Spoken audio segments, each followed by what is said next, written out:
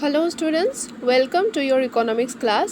আজি আমি Indian Economic Development UNIT-2 part J start কৰিম আৰু আজি আমি সম্পূৰ্ণৰূপে এটা নতুন খণ্ড আৰম্ভ কৰিম হেয়া হৈছে উদ্যোগিক খণ্ড বা শিল্প খণ্ড ইন্ডাষ্ট্ৰিয়েল সেক্টৰ yes আজি আমি ইন্ডাষ্ট্ৰিয়েল ডেভেলপমেন্ট বা উদ্যোগিক উন্নয়নৰ বিষয়ে আলোচনা কৰিম এটা সময় ব্যৱধান হ'ব আমাৰ 1951 ৰ পৰা 1991 লৈকে 1951 চনৰ পৰা 1990 চনৰ ভিতৰৰ উদ্যোগিক উন্নয়নৰ প্ৰক্ৰিয়া আছিল তাৰ বিষয়ে আলোচনা কৰিম তো ফাৰ্স্ট অফ অল আমি বুজি পাব লাগিব উদ্যোগিকৰণ বা ইন্ডাষ্ট্ৰিয়েলাইজেশ্যন মানে কি হয় So in simple sense industrialization can be defined as a process in which more and more industries are being established in a country. Usually what happens under a process of industrialization, old and outdated tools are replaced by machines. Like that way, human and animal labor is replaced by electric or mechanical tools or power. In fact, during the process of industrialization, the entire economic structure of the country go with a complete change. That is, setting up of factories, growth of railways, communications, mines, dams, power plants, etc. উদ্যোগিকৰণ হৈছে এনে এটা প্ৰক্ৰিয়া য'ত দেশখনত অধিক আৰু অধিক উদ্যোগ স্থাপন কৰি যোৱা হয় উদ্যোগিকৰণ প্ৰক্ৰিয়াত পুৰণা আৰু অকামিলা আহিলাবোৰৰ ঠাইত যন্ত্ৰপাতি ব্যৱহাৰ কৰা হয় মানৱ আৰু জন্তুৰ পৰিশ্ৰমৰ সলনি বৈদ্যুতিক বা যান্ত্ৰিক শক্তি প্ৰয়োগ কৰা হয় প্ৰকৃততে উদ্যোগিকৰণ প্ৰক্ৰিয়াৰ সময়ত দেশখনৰ সমগ্ৰ অৰ্থনৈতিক গাঁথনিটোৰে পৰিৱৰ্তন সাধন কৰা হয় উদ্যোগিকৰণ প্ৰক্ৰিয়াৰ সময়ছোৱাত দেশখনত কাৰখানা প্ৰতিস্থাপন ৰেল ব্যৱস্থাৰ বিকাশ যোগাযোগ খনি নদীৰ বান্ধ শক্তি উৎপাদনী প্ৰতিষ্ঠান ইত্যাদিৰ বিকাশ সাধন হয় During the pre-British period, that means prior to British rule, India was an industrially developed country and was more advanced in this respect as compared to the West European countries. But unfortunately, with the start of British rule in India, all our industries were systematically destroyed by the trade policy followed by the British rulers. This discriminatory trade policy dealt a huge blow to our traditional industries. At the time of independence, our industrial base was extremely weak. But after independence, India has again been trying to build up a sound industrial base. She has started to develop different kinds of industries with the help of economic planning. British শাসনৰ আগৰ সময়ছোৱাত ভাৰত উদ্যোগিকভাৱে এখন উন্নত দেশ আছিল ই উদ্যোগিক দিশত পশ্চিম ইউৰোপীয় দেশবোৰৰ তুলনাত অধিক উন্নত আছিল কিন্তু দুৰ্ভাগ্যবশতঃ যেতিয়া ব্ৰিটিছ শাসনৰ আৰম্ভণি হ'ল তাৰ লগে লগে তেওঁলোকে অনুসৰণ কৰা বাণিজ্যিক নীতিয়ে আমাৰ সকলো শিল্পৰে প্ৰণালীবদ্ধভাৱে বিলুপ্তি সাধন কৰে ব্ৰিটিছসকলৰ এই বিভেদমূলক বাণিজ্যিক নীতিয়ে আমাৰ পৰম্পৰাগত শিল্পসমূহক বৃহৎ আঘাত হানে আৰু নষ্ট কৰে স্বাধীনতাৰ সময়ত আমাৰ উদ্যোগিক ভেটিটো অতিকৈ দুৰ্বল হৈ পৰিছিল আৰু ব্ৰিটিছৰ শাসনকালে আমাক এটা দুৰ্বল উদ্যোগিক খণ্ড প্ৰদান কৰি থৈ গৈছে কিন্তু স্বাধীনতাৰ পিছত ভাৰতে পুনৰ এটা শক্তিশালী উদ্যোগিক ভেটি নিৰ্মাণৰ বাবে চেষ্টা কৰি আছে অৰ্থনৈতিক পৰিকল্পনাৰ সহায়ত তেওঁলোকে বিভিন্ন উদ্যোগ প্ৰতিষ্ঠান কৰি দেশখনৰ উদ্যোগিক খণ্ডক উন্নত কৰাৰ প্ৰচেষ্টা চলাই নিছে ইয়াৰ পিছত আমি বুজিবলৈ চেষ্টা কৰিম যে what is the need for industrialization in India ভাৰতৰ উদ্যোগিকৰণৰ প্ৰয়োজনীয়তাবোৰ কি কি Industrialization has a major role to play in economic development of less developed countries as like India with vast manpower and large and varied resources Indian planners strongly felt the need for rapid industrial development in the country ভাৰতৰ দৰে বৃহৎ মানৱ শক্তি আৰু বৈচিত্ৰ্যপূৰ্ণ সম্পদেৰে পৰিপূৰ্ণ উন্নয়নশীল দেশ এখনৰ অৰ্থনৈতিক উন্নয়নৰ বাবে উদ্যোগীকৰণ অতি প্ৰয়োজনীয়। ভাৰতৰ পৰিকল্পনাকাৰীসকলে দেশখনৰ দ্ৰুত উদ্যোগিক উন্নয়নৰ প্ৰয়োজনীয়তাটোত গভীৰভাৱে গুৰুত্ব আৰোপ কৰে আৰু তেওঁলোকে উদ্যোগীকৰণৰ প্ৰয়োজনীয়তাটো স্বীকাৰ কৰে। So our first need for industrialization in India is India with its vast natural and human resources was ideally suitable for industrial development. বৃহৎ প্ৰাকৃতিক আৰু মানৱ সম্পদেৰে ভৰপূৰ ভাৰতবৰ্ষ উদ্যোগিক উন্নয়নৰ বাবে সঁচাকৈ উপযুক্ত আছিল। দ্বিতীয়টো প্ৰয়োজনীয়তা হৈছে যে ভাৰতবৰ্ষ এখন কৃষি প্ৰধান দেশ আছিল। ভাৰতীয় কৃষিৰ উন্নয়নৰ বাবেও দ্ৰুত উদ্যোগীকৰণৰ আৱশ্যক আছে। উদ্যোগিক খণ্ডই বিভিন্ন প্ৰয়োজনীয় উপাদান যেনে ট্ৰেক্টৰ, পাম্প ছেট, শক্তিৰে চালিত হাল, সাৰ, কীটনাশক দ্ৰব্য ইত্যাদিৰ যোগান ধৰি কৃষিৰ উন্নয়নৰ প্ৰক্ৰিয়াত সহায় কৰিব পাৰে। India was predominantly an agricultural economy. Rapid industrialization was also required for the development of Indian agriculture. The industrial sector can support this process of development by supplying tractors, pump sets, power tillers, fertilizers, insecticides, pesticides, etc. So that is why there is a need for industrialization in India. তৃতীয়টো প্ৰয়োজনীয়তা হৈছে যে ভাৰতীয় কৃষি ভূমিৰ ওপৰত গভীৰ জনসংখ্যাৰ হেঁচাৰ সমস্যাৰে আক্ৰান্ত হৈছিল। কৃষিত শ্ৰমিকৰ উৎপাদনশীলতা নিচেই কম আছিল। উদ্যোগ খণ্ডলৈ উদ্ধৃত শ্ৰমিকক হস্তান্তৰিত কৰি কৃষিভূমিৰ ওপৰত অত্যাধিক জনসংখ্যাৰ হেঁচাটো কমাব পৰা যায় আৰু লগতে উদ্যোগে কৃষিতকৈ অধিক স্থায়ী নিয়োগৰ সুবিধা প্ৰদান কৰে। Indian agriculture was suffering from heavy population pressure on land. The productivity of labor on land was very low. This pressure could be reduced by shifting the surplus workforce to industries. And also, industry provides employment which is more stable than the employment in agriculture. Our fourth need is কেৱল দ্ৰুত উদ্যোগীকৰণৰ যোগেদিহে জাতীয় আয় আৰু জনমূৰি আয়ৰ দ্ৰুত বৃদ্ধি সম্ভৱপৰ হয়, কিয়নো কৃষিতকৈ উদ্যোগিক খণ্ডত উৎপাদনশীলতাৰ হাৰ আৰু বিকাশ দুয়োটাই অধিক। উদ্যোগ প্ৰধানকৈ মানুহৰ প্ৰচেষ্টা বা পৰিশ্ৰমৰ ওপৰত নিৰ্ভৰ কৰে। আনহাতে কৃষিৰ বিকাশ প্ৰাকৃতিক উপাদানৰ ওপৰত যথেষ্ট পৰিমাণে নিৰ্ভৰশীল।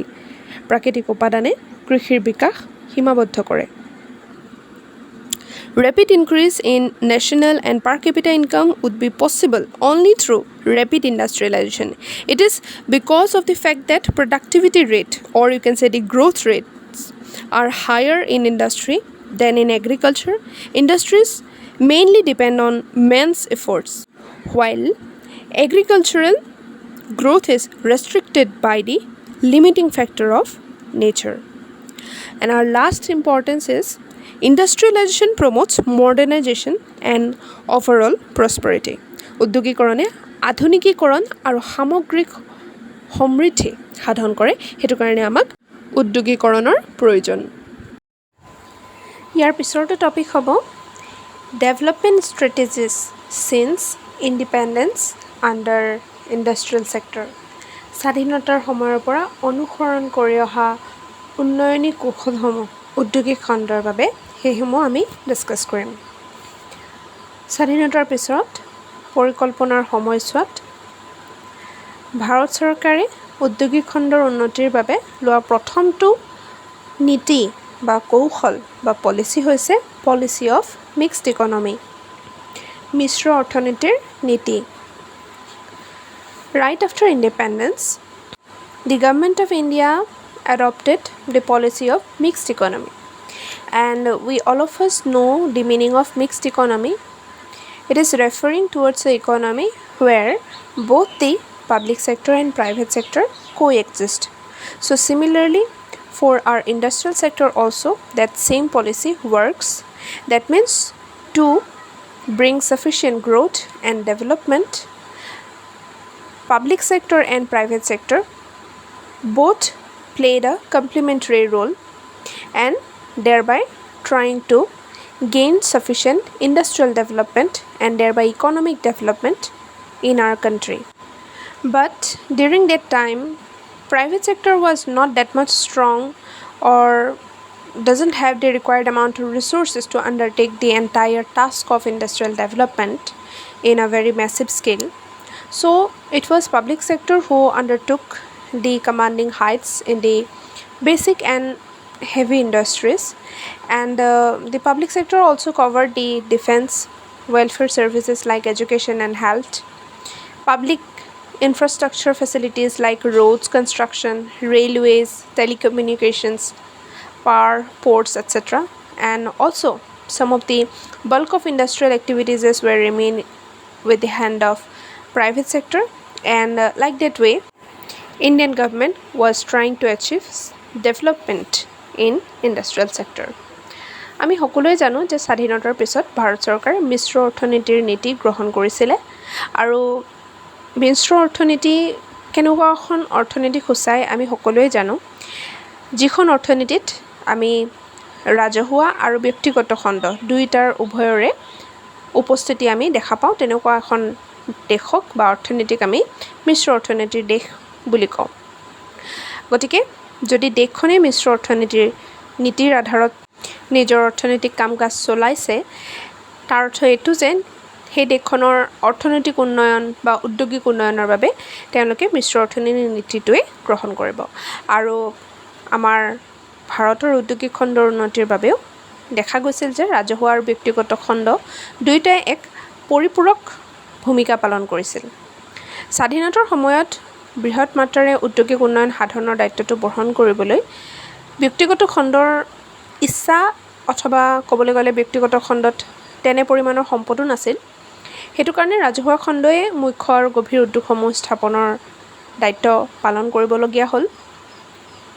আৰু দেখা গৈছিল যে ৰাজহুৱা খণ্ডটোৱে প্ৰতিৰক্ষা, কল্যাণ সেৱা যেনেকৈ শিক্ষা সেৱা, স্বাস্থ্য সেৱা আৰু ৰাজহুৱা আন্তঃগাঁথনিবোৰ যেনেকৈ ৰাস্তা পথ, ৰেল সেৱা, যোগাযোগ, শক্তি, বন্দৰ ইত্যাদিবোৰৰ আঁকোৱালি ল'ব লগা হৈছিল, আৰু সমপৰ্যায়ে বাকী আন উদ্যোগিক কাম কাজবোৰত ব্যক্তিগত খণ্ডৰ অৱস্থিতি আমি দেখা পাওঁ। গতিকে এনেদৰে দুয়োটা উভয় খণ্ডৰ উপস্থিতিৰে আমাৰ দেশখনৰ উদ্যোগিক খণ্ডৰ উন্নয়ন প্ৰাপ্ত কৰাত ভাৰতীয় অৰ্থনীতিয়ে চেষ্টা কৰিছিল। এইটো হৈছে প্ৰথমটো নীতি। ইয়াৰ পিছৰটো নীতি হ'ব ৰাজহুৱা খণ্ডৰ সম্প্ৰসাৰণ, expansion of public sector. Yes, when there was planning present in India right after independence, we have noticed that regarding the industrial sector, the expansion of public sector was enhanced. That means public sector got the responsibility, you can say the more direct responsibility in the task of country's industrial development. So there are some of the points we are going to discuss in favor of why people or why the government or the planning commission favored the public sector to grow more, or why they wanted public sector to play the greater role regarding industrial development. There are some points in favor. First one is that, as we all of us know this thing, that the guiding force behind the private sector is only making profit instead of social welfare, right? So that is why to fulfill the planned targets, the government can only rely on public sector. So that is the first point. Second thing is that large scale investment is required whenever you are going to undertake any industrial activities, and lots of infrastructural investment is also required, right? So public sector was assigned to undertake this role, as these areas would be beyond the capacity of private sector. Third is that it would be easy to plan the public sector. Therefore, expansion of public sector would be helpful in the planning process. Fourth one is that private sector generally would not be interested in the development of some industrially backward areas to undertake their task. But the government can establish public enterprises in such areas because they, rather than earning profit, their main concern is bringing social welfare to the society. So these are some of the points in favor of public sector, and hence public sector was expanded during that period of time for bringing sufficient industrial development. স্বাধীনতাৰ সময়ৰ পিছতে দেখা গৈছিল যে উদ্যোগিক খণ্ডৰ উন্নয়নৰ বাবে ৰাজহুৱা খণ্ডৰ হাতত গুৰুত্বপূৰ্ণভাৱে সকলো ধৰণৰ দায়িত্ব প্ৰদান কৰা হৈছিল আৰু ৰাজহুৱা খণ্ডৰ সম্প্ৰসাৰণৰ আঁৰত কেইটামান যুক্তিও আছে যিকেইটা সপক্ষে আমি ইয়াত গ্ৰহণ কৰিছোঁ যে এই যুক্তিসংগত কাৰণকেইটাৰ কাৰণেই আমি ৰাজহুৱা খণ্ডৰ সম্প্ৰসাৰণ কৰিব লাগে উদ্যোগিক খণ্ডৰ উন্নতি প্ৰাপ্ত কৰিবলৈ।